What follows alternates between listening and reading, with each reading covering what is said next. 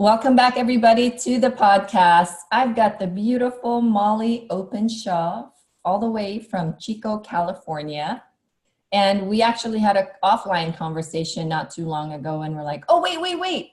I got to hit record on this because this is such an amazing conversation. And where we're going to start is we're going to start right there, Mollie. And we're just going to continue on our conversation. We talked about how you started Mood Swing Wines. Mm-hmm.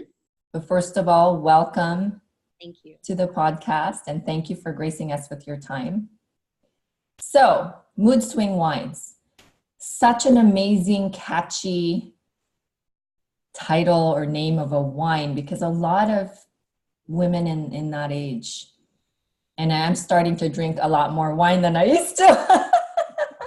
And the older I get, the more wine I drink, but it's not for bad reasons. It's for good reasons, right? So tell us about that journey, because I'm really excited to hear this. It is. Well, Mood Swing Wines was created out of my best friend, one of my best friends here in Chico, who was starting to complain about all the signs and symptoms of menopause. I remember going to her home one morning and she was just crying like a baby. I'm like, really bad. And I'm like, what the hell is wrong with you?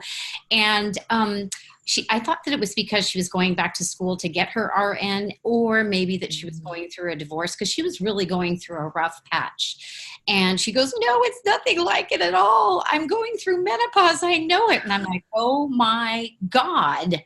Like, you are so much younger than me. And if anybody's going to be going through it, it's me. And I am certainly not going to look like that or behave like that. I just knew. And I'm like, hold that thought. And so I ran to the grocery store really quick. I mean, in the morning, no doubt. Ran to the grocery store and I thought, okay, I could go get a bottle of wine for her. That'll solve everything, right? And we can talk about menopause over a bottle of wine, right? Well, Corrine, as I went through the thousands of bottles at the grocery store, I didn't even see anything that was like funny or humorous. And so I went home back to her house with the go-to wine that we always drank. But I was like really disappointed that there wasn't even a bottle with a smiley face on it. And so we were home and we talked about menopause and the journey that it might look like or feel like. And I was like, walking away going, oh my God, she's a hot mess. And there's just no way I'm going to be crying like that. I'm not going to have my hormones out of whack. But as we all know, every woman goes through menopause differently. Everybody's going to experience different things with their body and their mind and their heart and their soul. And it really penetrated my heart. When I went home that night, I was like, wow, really? There's not a bottle of wine that would uncork that conversation about menopause? There's certainly got to be something like that. And as I went through the internet, of course, nothing showed up. And then it wouldn't leave my heart. I mean, then I began to think about it more and more. And I prayed about it and I meditated about it. And the more that I did and allowed that to happen, all of a sudden, it's like I had a name for my first wine. It was Covers Off Chardonnay. I'm like, oh my gosh, where did that come from, right? And just the more that I focused on it and prayed on it and really kind of threw it out there, like, is this something that I'm supposed to be doing? Fast forward, my girlfriends, including that very girlfriend, took me to Maui for my 50th birthday. And I shared with them what was going on. And they're like, oh, if you don't do something about it, you're going to kick yourself in the butt later, because somebody's going to come up with this. And you have a really strong message about embracing life anyway. So you may as well do it for that demographic of women. And seriously, when I came home from Maui, then I stormed through the offices of one of my friends that did marketing. And I said, this is it. This is what I want to do. This is my journey. Let's do it. And that year we had, I actually just on Facebook today, you know how those memories pop up? Actually, posts of women picking up their first batch, if you will, their first bottle or case of Mood Swing wines. So that in January is when I officially launched in 2014. So we're coming on 5 years of something that grew. It was a little tiny bottle of wine, and it turned into this amazing opportunity to uncork conversations that women don't want to have about menopause, perimenopause, midlife, empty nest. And so it's just that's just a vessel, you know. That's kind of like, I don't want to say a gimmick, because the wine is great and people love it, but it's just opened so many doors to talk to so many women all across the United States and abroad. It's been really a kick. Wow, congratulations. And that's just it, you know, when you have something, and I was just listening to a podcast earlier where people make it so difficult to find their passion or the thing that lights them up on fire. Yeah. And the way that you had described it is really the way that you know that is, we all have it in us. We know what lights us on fire. We know what we're excited about every day, but yet we go back to the thing that we call misery, which it can be either, you know, a job that you're not happy about, work for a boss that makes your life miserable, and just some people could be excited about their job. So it's okay to have a job, but if you are totally trying to find and dig deep, and with you, like the thing never left your thought. It just became even louder and louder and louder. And the more you shared it with people, the more people really said to you that that is what you're supposed to do. It validated your thoughts that you've been having, right? Exactly. You know, and the other thing too is I don't think we're built for one passion or one career or one, you know, narrow path that leads us to the very end and the final days before we rest. There are so many passions, but we have to be able to explore that. We have to open ourselves to prayer or to meditation or to manifestation, where we just can invite more things to come in. I mean, I didn't think for once that being a nurse was going to be the only thing I was going to do. You know, we're mothers, we're daughters, we're aunts, we're cousins, we're sisters. We're so much more than just a career. And I don't like it when nurses in particular will say, well, I'm just a nurse. It's like, you are a goddess, you are helping people, or I'm just a mom. What do you mean just a mom? That is like the most rewarding, you know, position in life that you'll ever have. Don't bear children. You know, I just don't want you to put the word just in front of anything that you say or do, because it's so true that we have so many gifts and talents that just need to be explored and also shared. Yes. So you found your passion or what energizes you around 50. Oh, yeah. And that should tell you that sometimes what you think and dream of when you're a child, which will lead me to my next question to you, is that it's not always going to be it. And I think the thought that we have when we think about dreams and aspirations is that it's in this really beautiful present, boxed up in a nice bow with a great gift wrapping. But the way that it was presented to you and the way that mine presented to me, it's not like that. It's always it could always be a struggle in a form of a struggle.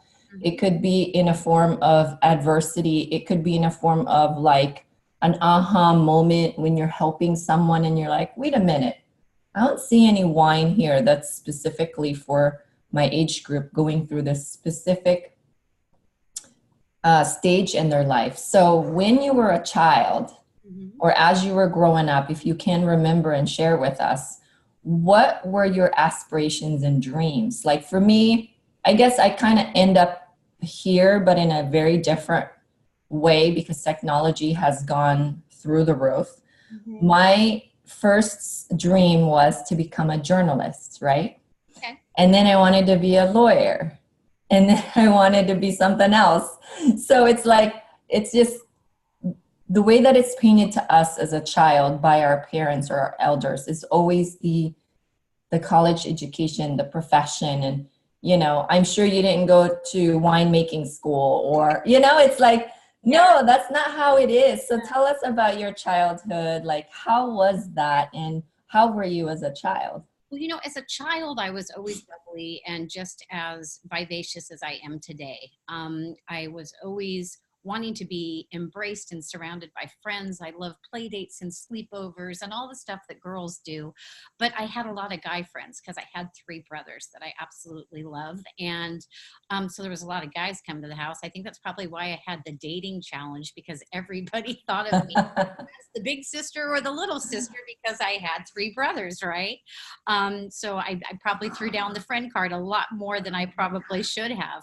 But childhood was never anything where mom and dad said you had to go to college. Mom and dad never said, you know, this is what we want you to do when you grow up. We never had any of those need tos. But they never, I mean, we had rules, you know, that we had to follow like anybody in anybody's, you know, being raised as a child in a home. But they just really, I think they were also just letting us explore what our passion was. And I really didn't know what my passion was. I mean, even up all the way until high school graduation, I'm like, what should I be? Well, this is funny. You're going to die. The one thing that I thought I should be, because I was so in love with Alan Arbuckle, I thought because he was going to become a veterinarian that I should become a veterinarian assistant, right? I mean, it's just, so that's what I should be, right? So, and then I dated a pre-med student in college and I thought, oh, well, that's it. I should be a nurse, right? Wow. So I'm not following anybody else's passion or journey. I was just enjoying life. I traveled a lot when I was younger. I didn't go to college right away. I explored and had really a good time. And then it was like that light bulb moment where like, oh yeah, well maybe I really should explore this nursing thing, because I worked as a nurse's aide at a convalescent hospital. And that was a very, very joyous job. I mean, I got so much out of taking care of the elderly, which has kept me in long-term care nursing for so many years. But I thought, I think I should just do this a little more, because I want to do what the nurses do behind the counter and what they do up and down the halls and stuff. I want to do that. So I went to nursing school. Wow. And almost 30 years I've been a nurse and love that. But like I said, I don't think that we're built for just one thing, because I think everything I've ever done and has always just been fueled by what's next. What can I get into? How much fun could that be if I took a trip around the United States with my girlfriend? Or so I don't ever sit much. I fly by the seat of my pants a lot of the times. And I don't think nothing's changed since I was a childhood. I was very carefree. And I had parents who trusted me. my brothers were the ones that got in trouble. So they trusted me to go on little road trips in my Volkswagen Bug with my friends in high school, and where like when my kids were in high school, it's like, no, you can't take a road trip. What? So, but I love the fact though that my parents never said that it's the white picket fence, you know, and it's the Cinderella story where Prince Charming's going to come and sweep you away. I think it was very neutral. So it just made it that much easier to have the flexibility to just kind of explore and see what the world had. So that's kind of the childhood thing. It was great. I had 3 loving brothers and wonderful parents who I just love spending my time with now. They're both 80 years old. And having the flexibility to do what I'm doing with my wine and my speaking and my coaching that we'll talk about, it just gives me the flexibility to be with them more and be here for them when they need it. That's wonderful. So you're no longer a nurse? You quit that job? I quit the whole, you know, 9 to 5, the whole, you know, calling to the corporate institution, because I did that for a lot of years. But it was this last year that I actually retired from a long-term care facility, or excuse me, pharmacy, that had me so 8 to 5, but many hours before and many hours after. And I was tied to that. And I thought, this isn't what I want to do. I can't do mood swing wines and be tied to a 9 to 5 job. But I had to, because I don't know if you know or not, I did not have anybody invest in my company. I didn't have any capital. Basically, everything that I made as a nurse went into my wine company. So it's a struggle that way. And people always say, what kind of advice would you give a young entrepreneur? Would you tell them to get capital? Would you ask them to, you know, look for investors? I don't think there's any right or wrong way to do, you know, and be an entrepreneur and to try something new. Money, yes, certainly does help, but that's not what stopped me. You know, it didn't keep me from moving forward with it. So, yeah, but I ditched that job, felt really, really good. And it just feels so good to be free from that, because you realize, wow, how in the world did I do it for almost 5 years, with that hanging over my head. Both. Yeah. Yeah. Yeah. Let's talk about that beginning years of your business, because I have a lot of mom listeners that maybe sometimes they're quite fearful of going for it. A job is a paycheck on a regular basis, or they're just really like scared to do, like they live vicariously through us who's doing it, and like, I wouldn't say that I don't have any fear, but I do. And I just kind of hug my fear and say, we're going to do this together. So you're going to sit in the back seat and watch me, but I know you're there, but I'm not going to allow you to control my actions and how I execute things. So, but it can be very much larger than your courage, right? Yeah. So tell us about those struggles and the things that you had to you had to do in the beginning to make it through, that got you here now.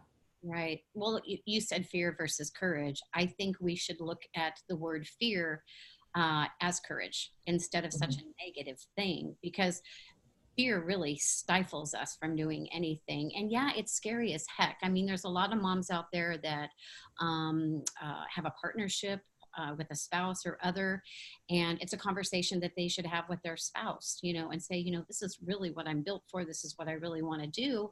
And together they can support each other through that. There's a lot of times where we talked about this on our mastermind the other night, that is, unless we verbalize what our needs are, no one's going to know what we need. And I'm planning a ladies retreat for spring, and I know what I need, so I start reaching out to the people that I know can help me, like somebody that can cook, somebody that can help me set up on Friday night. If you don't verbalize it and you keep it all in, then it's just you running the show. And it's one of those things too, when you are starting a new business or looking down that entrepreneurial path, whatever you're not customly built to do, you really need to hire somebody to do that. I am not good at bookkeeping. I can't keep my books. I don't look at a checkbook. I hate the thought of even opening my bank app. I have not looked at it, and I don't look at it. I don't look at it because that frightens me, and I know I'm not good at it. So I have Shelby DeCarly. She is the most amazing gift that I received, and she keeps my books for me and just kind of lays out for me what I should spend and what I shouldn't spend, and what and it's so good to have that. It's like having a spouse too. It's like, no, you don't need that. Having a wife. I have my own wife. Going back to the question, sorry, I get a little squirrelish. That's okay. I just don't want anybody to be led by fear. I think the most important thing to do is look at your, whatever it is you want to do. Like, say you want to make a sponge or something like that. Look at the sponge guy that made all the millions of dollars with a little happy face sponge. Or whatever. I know. I'm sure it went through his head, like, is this really something that's going to work? But he's a guy who did it, right? Exactly. Just don't sit around and do it. Just go and do it. And I love that sponge. I know, right? It's the funniest thing.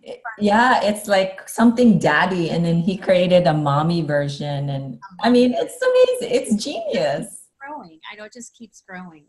But I think, I really have to throw money into this. You do not have to have money to put together an idea.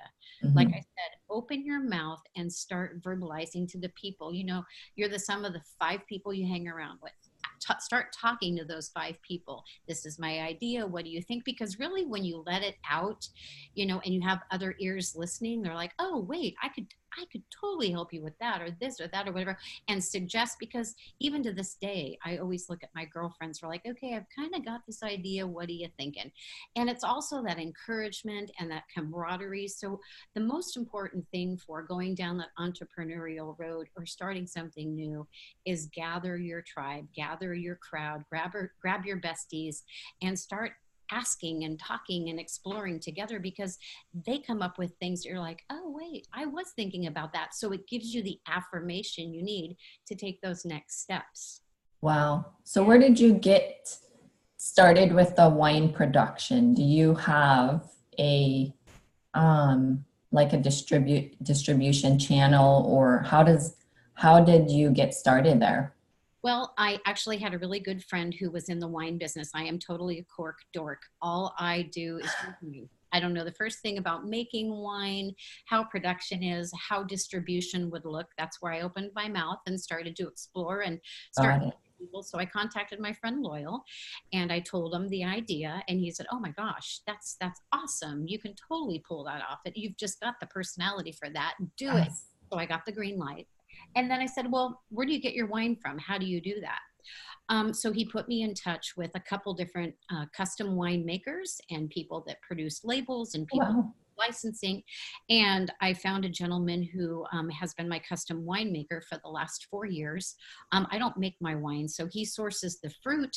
He sends me down a couple times during the year. We do our little taste test and do all that. And Wow. now that we've done it for so long, we just kind of stay consistent with the way it needs to taste. And so that's kind of where I started, is just like opening my mouth and asking. And I found a label person and distribution, though, that's a toughie. Okay, Mhm. this is the second part of your question. That's a toughie because it's so expensive. Distribution is very expensive, and they want your wine to come down to like the smallest price possible. And I mean, I would like to make a little money in the business of selling wine. Yes. And I did get a really great wine shipper, so that's great. And we do ship throughout the United States. There are some restrictions on some states for selling and shipping wine.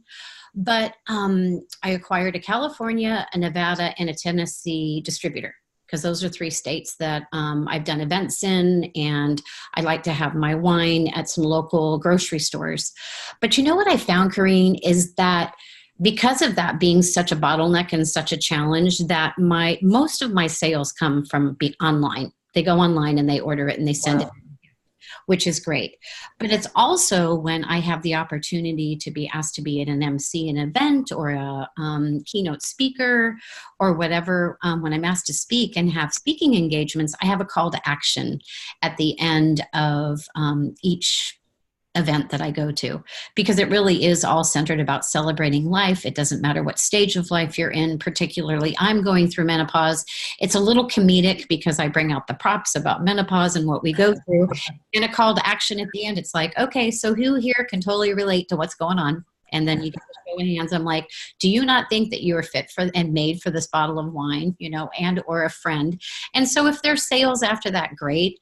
But I love the opportunity that it's given me to speak to women, I mean, all around the world. I love it. That's amazing. Yeah. What are the names? Because I know some of the names, but my listeners don't. And I want them to hear this because it's super comedic. You literally could be like a stand-up comedian, I think. Well, thank you. I've heard that before, and I actually do add a lot of comedic nature to any of my speaking engagements. The last one that I did for a group of women here in Chico was pretty comical because I brought out the oversized diapers.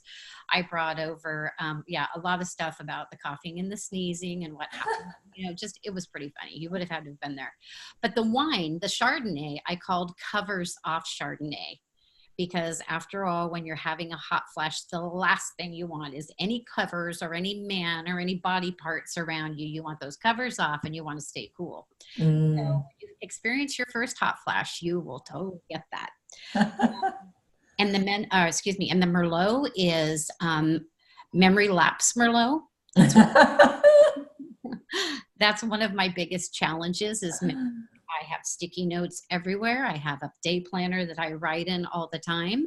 And I mean, I seriously, and I am not exaggerating, we've all heard that. Where'd you put my keys? I was going into the bathroom to get what? Was I really going to the bathroom? Wait, I'm not kidding. I Have mean, you ever done this? Because I've done this, like, where's my glasses? And it's on top of my head. oh yeah, yeah. That is always there. And I really do have probably about 12 at any given time reader glasses that I get at the dollar store. They're all around the house, but when I need them, I cannot find one. Not one.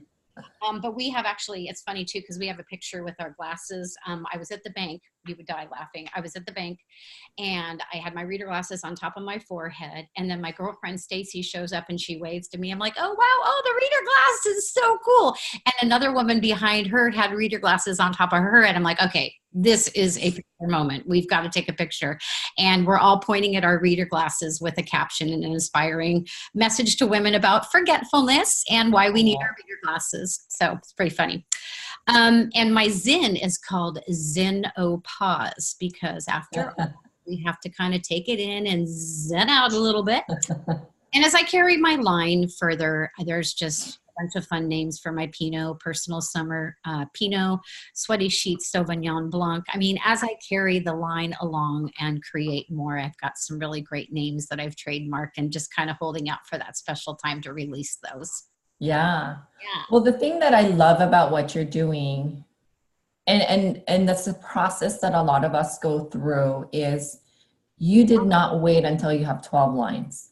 You did not wait for perfection. You didn't wait. And this is the thing that a lot of people just don't quite understand, because if you think about, you have a line of wine for middle-aged menopausal women.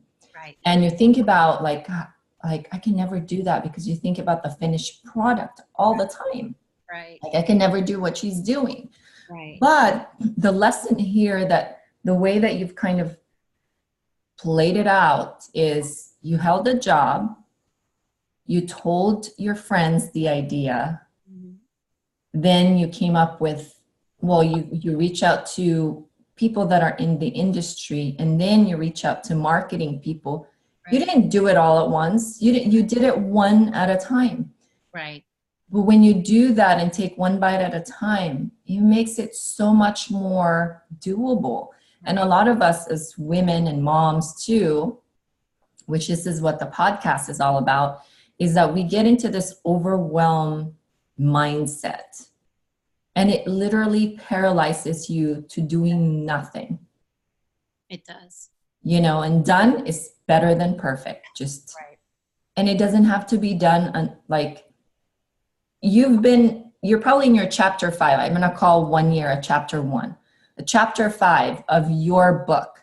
Mm-hmm. When people compare their chapter 1 or chapter 0 to somebody's chapter 5, you can't get things done. It's hard. It is. Even with all the money in the world, it's true.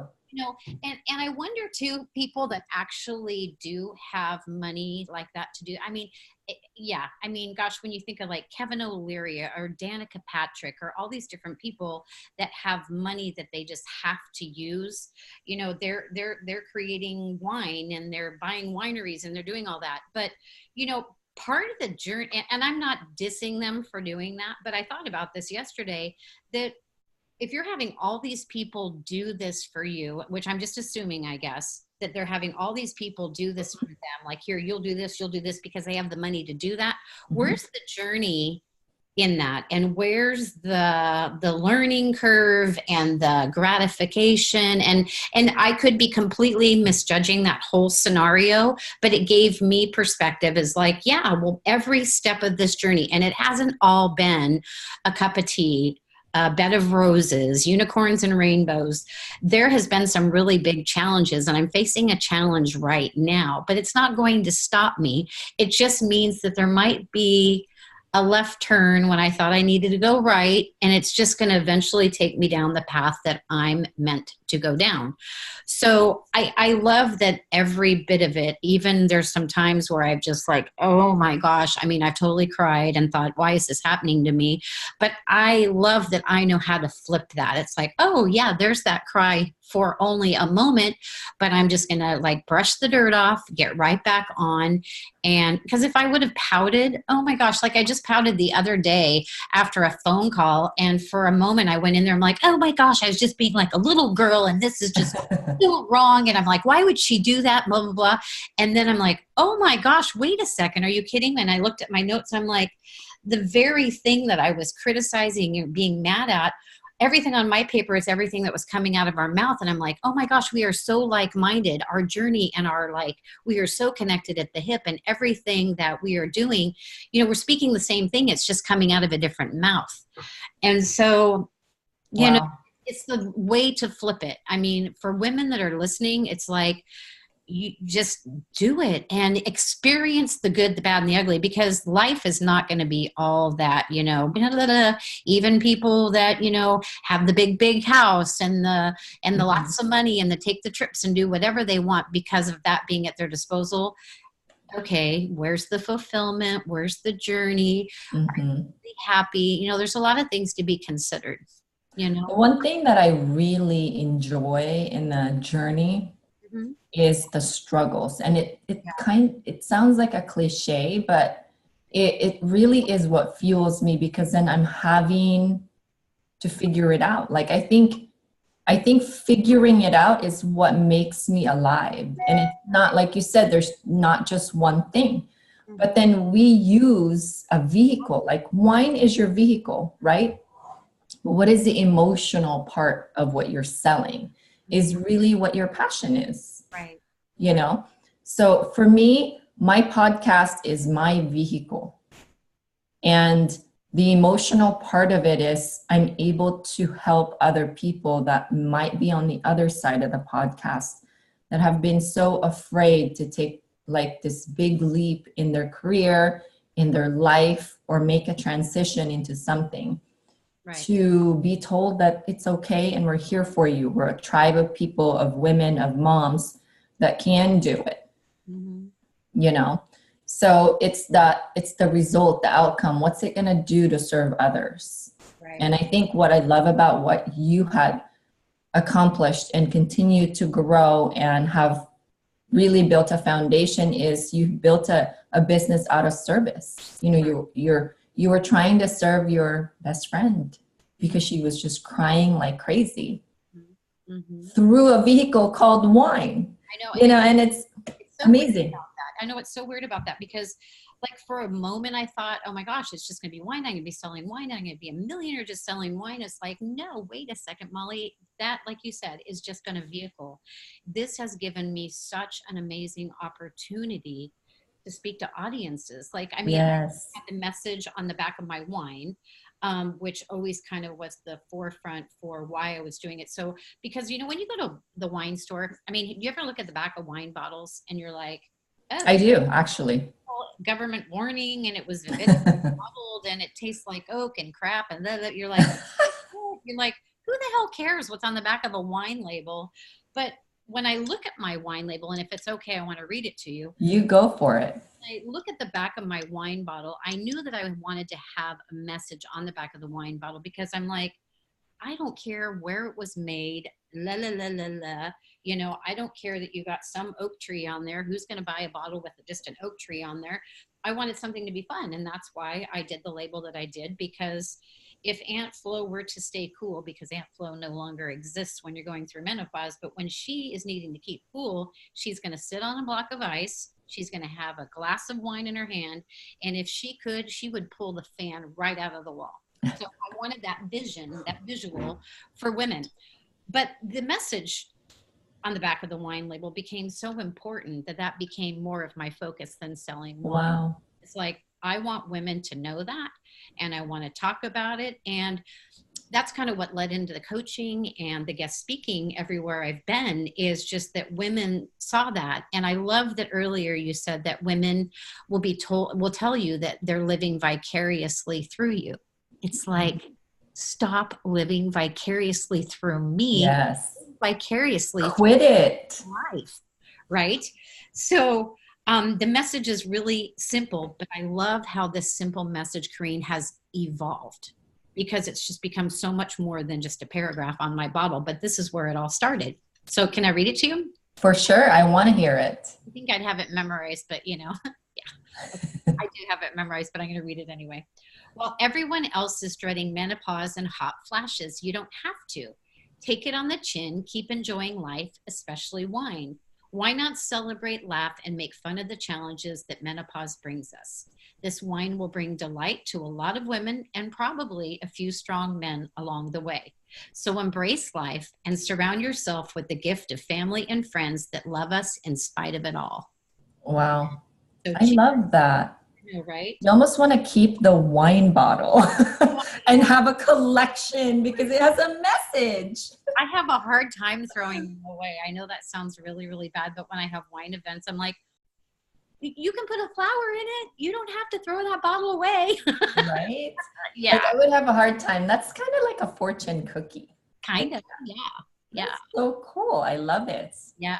Love, love, love it. Now, is the message different from every line or every bottle, or how does that work? No, it's just every message is the same. But what I love that message is the foundation, like I said. So I have messages before and after that. And I really have captured a really great audience of middle-aged women.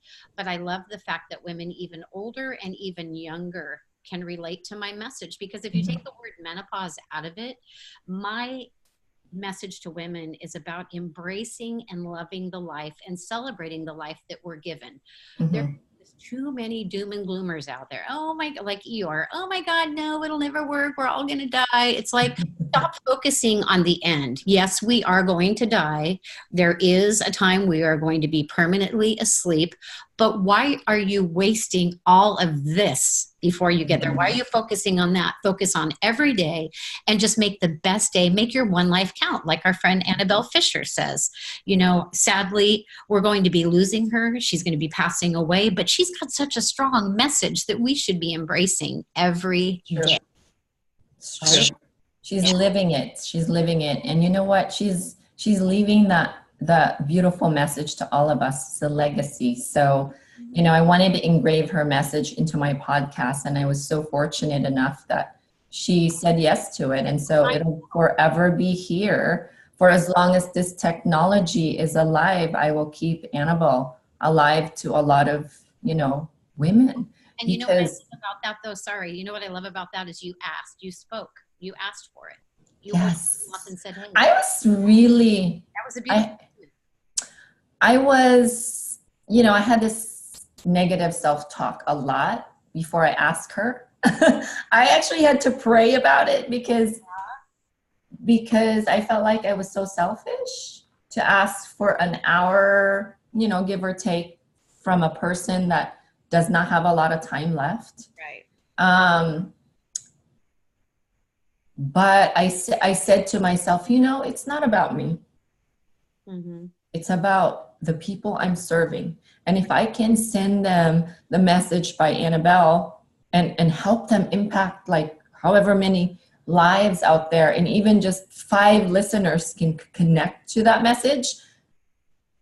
So I had to get out of my own way because, it's hard when you start measuring everything. Like, Mm-hmm. that woman doesn't have as much, you know, how dare I ask for an hour, da da da da da. But it was also her message being brave, because she said something about be brave, right? Right. I love that you asked. It was a beautiful moment. I mean, that that took a lot of heart. I mean, it just like grabbed you. You're like, oh my gosh, yes, of course she's going to say yes. And thank Corrine, you just totally asked her, and it was a beautiful moment. It was a beautiful moment. What's even so much more magical was she had said in the end that she'd been interviewed many times, and this was by far the best interview that she's ever had, which, you know, I'm sure she's had wonderful interviews with a lot of other people, but I think it also was because not because of the whole platform, but I think it was also because it was a time of her life that she needed to be interviewed, you know? Yeah, totally. And so if I never did that, I would have never heard that from her. I mean, there you go. If you never take a step, you wouldn't have ever, you know, impacted more people's lives. So like, it's really not about us. Mm-hmm. It's about the people that we serve. And once you get your head into the service mode and you're just serving, everything just magically go into place. Right. You know, I want women to take a mental note of how many doors or doorways they walk through each day. You know, when you're going through your kitchen, I've gone through one door jam. When I go to my bedroom, I've gone through another door jam. I come through the other way. I come out the bathroom the other way. Just in this circle right here in my home, there's 4 doors that I've gone through. I want everybody to just take note of that. Just when you wake up in the morning, start counting all the doors that you're walking through. The Wow. doors that you're not meant to go through are the ones that are going to shut. But you know what, those shutting, just like you said, I mean, you learn and live and appreciate the bad times, or the doors that shut on you. It's the perspective. It's the way that we think about that, because even the bad shit is the stuff that's meant to be there for a reason and for a lesson. And that's not where I want you to go. And I love that you were talking about packages and bows, because one of my very favorite parables is in a little tiny book called The Prayer of Jabez, and it's called Mr. Jones Goes to Heaven. And everybody should just Google that and read it, because it's the most amazing little parable about and I'll fast forward in the story, where Mr. Jones dies and goes to heaven. And when he gets there, he's greeted at the pearly gates, and he sees this huge warehouse. And of course, he's running to the warehouse, wants to know what's behind it. And St. Peter's thinking, oh, no, you don't want to go in that warehouse. But he goes in there, and he goes to this warehouse, and he finds this huge, just row after row after row after row of white boxes with beautifully wrapped red ribbon around them. And of course, he's like wanting to open one. He's heading to the J aisle as fast as he can to find Mr. Jones's box. And as soon as he opens it up, there's just this sigh of like, and St. Peter's thinking he's heard that sigh before, right? Because what was in that box was all of the blessings that he had intended for him, but he just didn't ask for them. And so I think about how many blessings God wants to give us every day that we just need to ask, because he wants the desires of our heart. If we believe we receive whatever we ask in prayer, however you pray, however you manifest, however you meditate, whoever it is that's your thing, we have to ask to receive those special gifts. And this is nothing but a gift that gave, and still to this day gives me so much. My heart is full. But the better gift is the gift that I'm giving others by speaking and having and uncorking these conversations with women that normally wouldn't talk about these things. Yes. Having conversations is super powerful. Mm-hmm. You talk about the parables. They're actually very similar to a book that I so love called The Traveler's Gift. Mm-hmm. And it's this guy that was just dreading his life, and he was trying to kill himself so he can leave life insurance money to his family. Long story short, he went in a coma. Oh, wow. And he visited into a lot of different icons in history. And the last visit was to Archangel Gabriel. Mm-hmm. And he saw he went into this room, kind of like your guy in the parable. And there was a bunch of photos, and there was a photo that looked really familiar to him. And it's the same thing. It's the thing that he's been wanting to think about, and he never did it. And it's right there. It's like, this is what it could have been looking like. It's super powerful. Books. I love books. I read a lot of books. So Mollie, what did you learn from your own mother that you are now, as a parent and as a mom, applying or have been applying into your parenting? Oh, I love my mom so much. She is just an angel on earth. She really is the most amazing woman that'll ever be in my life. My mother, without even really knowing it. Okay, my mom she worked in healthcare along with me. She worked in the emergency room for years and years and years. But when she decided that she wanted to retire, she did, and she hated it for like all of 2 seconds. She went to Butte College and looked at the job board just for kicks and giggles and saw that a Rayleigh's was opening in Chico. And she's like, oh, I could totally bag groceries. That'll get me out of the house again and away from my father, which is very funny. My dad. So she did. And you know what? She's been there. Rayleigh's opened 19 years ago, and she has been there 18 years. So her career at Rayleigh's has outdone the career she had at the hospital. And she's 80 years old, Corrine, and she works full-time at Rayleigh's.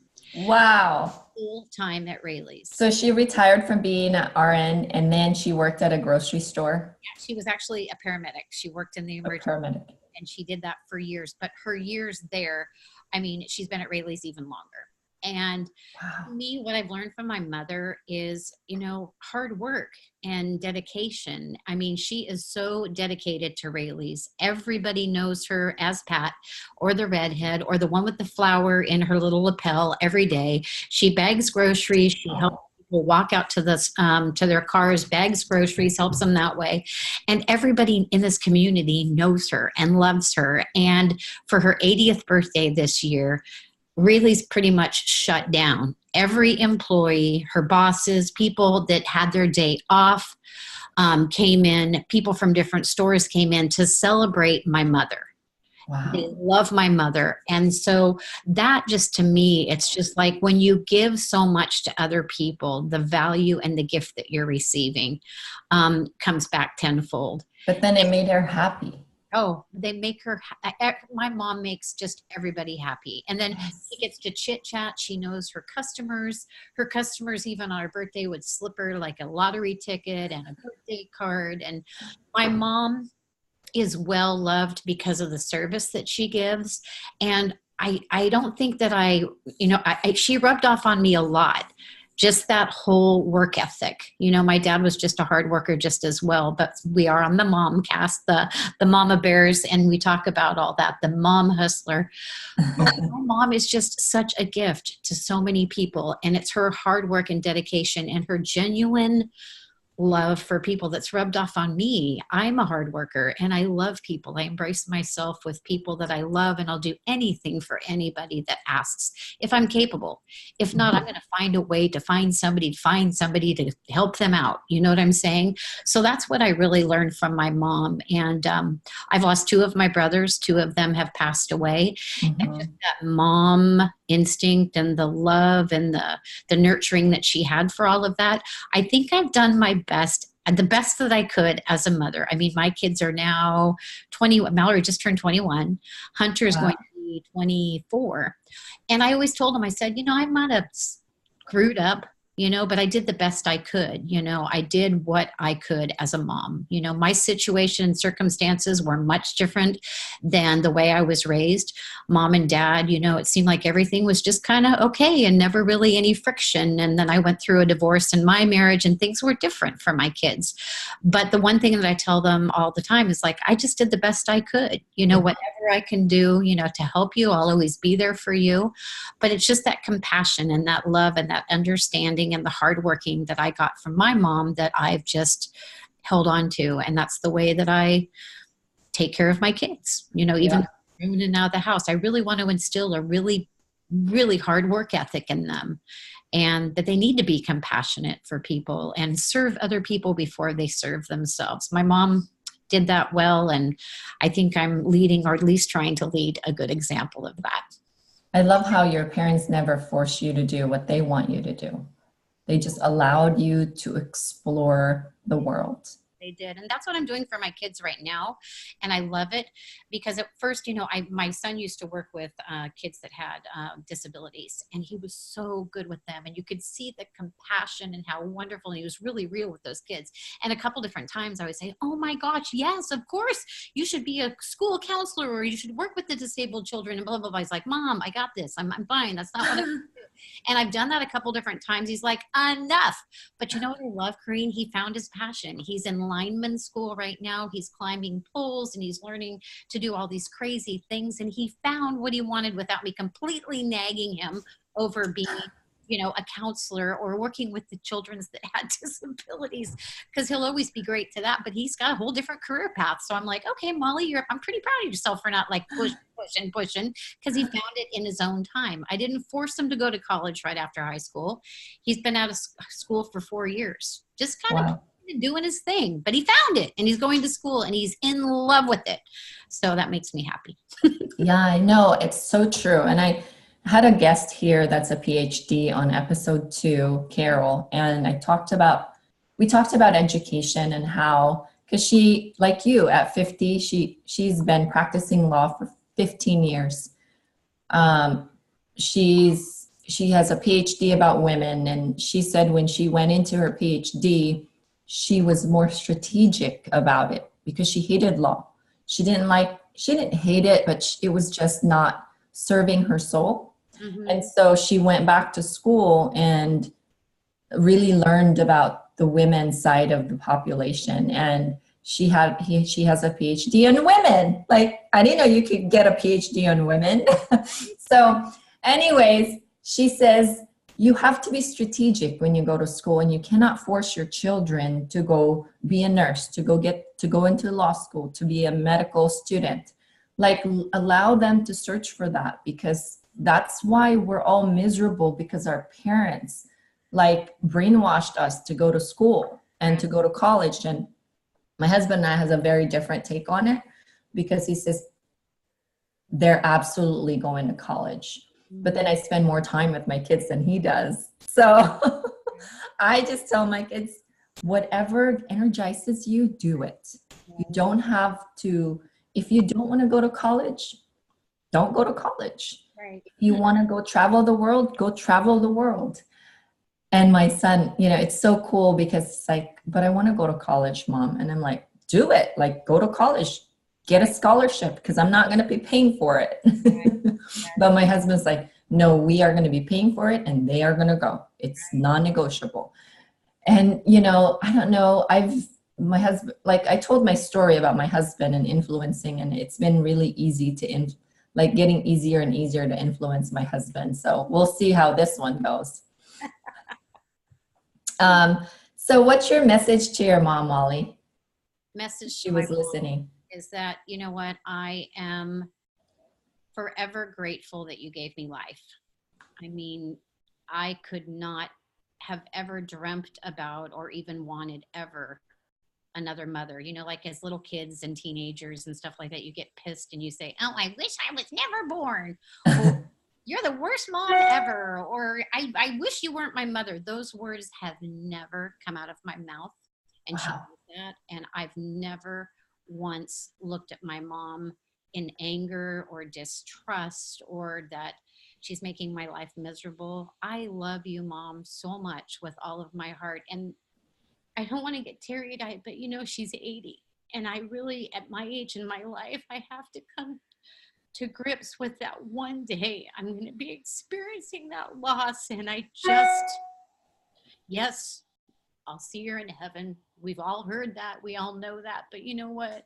Having her here to take pictures with her and act goofy with her and get pedicures and manicures and, you know, just be with my mom physically is the most satisfying and the most fulfilling thing I've ever experienced in my life. I don't have any greater love or deeper love than I do for my mom. She is my mom. She is always going to be my mom. And I just love her so much. And I want my mom to know that. And I think she knows that. I know she knows that, because we have a really special relationship. And Mom, I'm just so, so grateful for everything that you are and the way that you raised me. I don't for one second look back and go, oh my God, she just did the worst job. I'm a wreck. Mess. She really did a good job. And I love that she's still working. Mom, you're a hard worker. You are dedicated so amazing, to Dad, and you're dedicated to your family. You've experienced loss with Tim and Chris both passing away, and you've always stayed faithful. She is a godly woman who loves the Lord, and she's just taught me so much, and I just love her so much. That's like my biggest fear, is outliving my own children. That's like horrible. But when you have faith, you can be strong, right? Like your mother is. That she's that strength. She's what's held our family together all these years. And to experience that loss of 2 children, actually 3, because she did miscarry when she was before my older brother came around. So she's experienced a lot of loss, but she's never given up on her faith, and she's very strong. That's awesome. That's a beautiful message. It gives me goosebumps, because one day I want that message to me. That's why I do this thing, because I'm like, oh, like goals, #goals as a mom, you know? Right. And we just, we just do our best too. It's, as working moms, it's tough to be doing everything and then putting another layer on top, or 3 layers on top of doing it, because I don't slow down. I love not being busy, but I'm always loving the service side of things. Like I love serving people. And I also love the pursuit. The pursuit is what really sets me on fire. It's not necessarily like figuring out, my podcast was so sloppy if you listen to the first episode. And like, I am more proud on episode 1, 2, 3, 4, 5 than I am with the more polished episode that I have, because I know how much courage I took to make that happen, the first few episodes. So thank you for that. That was such a beautiful message to your mom. And what message would you give your kids if they were listening? I was thinking, gosh, what would they say about me when it's that time? I got a beautiful Christmas card from my son, and it was really sweet what he wrote in it. So my message to my kids, I just want them to be happy. I want them to be in relationships that are satisfying, gratifying, that it's a mutual commitment to each other, to love each other 100% unconditionally. Go out and find what it is. Don't wait. I'm not saying that wait, because I just love that I found another passion, but don't wait to find those moments. Go out and find them, grab them.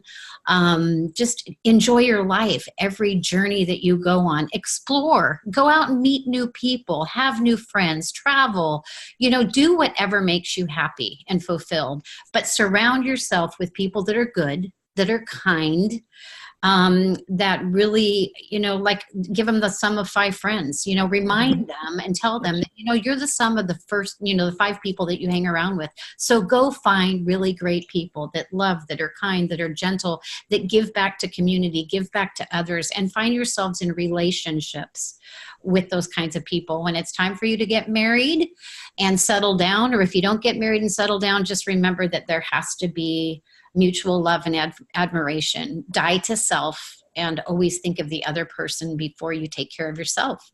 That's awesome. That's great. Thank you for that. Now, my last question to you before we end this recording is that when you heard the word mother hustler, what came to mind and what is your definition of it?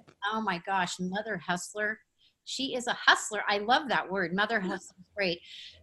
She is a woman who can do it all. She is a woman that has no limitations. She is a woman who loves fiercely, works hard, someone that can just do so many things all at once. They can manage a family, they can manage a career, they can manage passion and new exploration.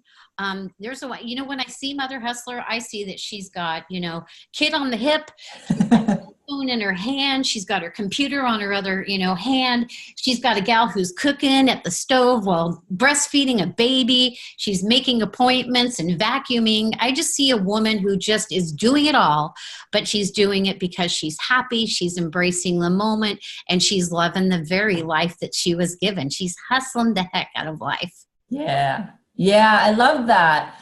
My friends actually, who's on Instagram more often than she is on Facebook, she breastfeeds while she does her videos.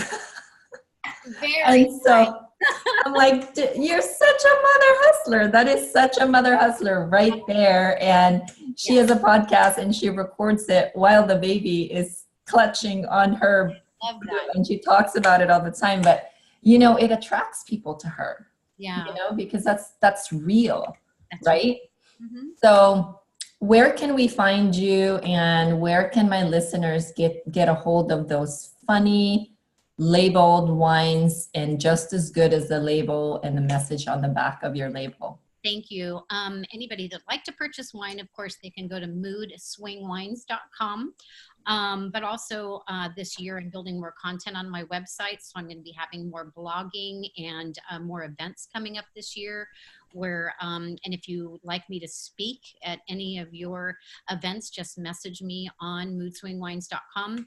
I have a personal Facebook page, Mollie Macarthy Openshaw. I've got Menopause Uncorked, where every once in a while I'll cork something out there really dumb and stupid, or something that'll make you laugh or give you some food for thought.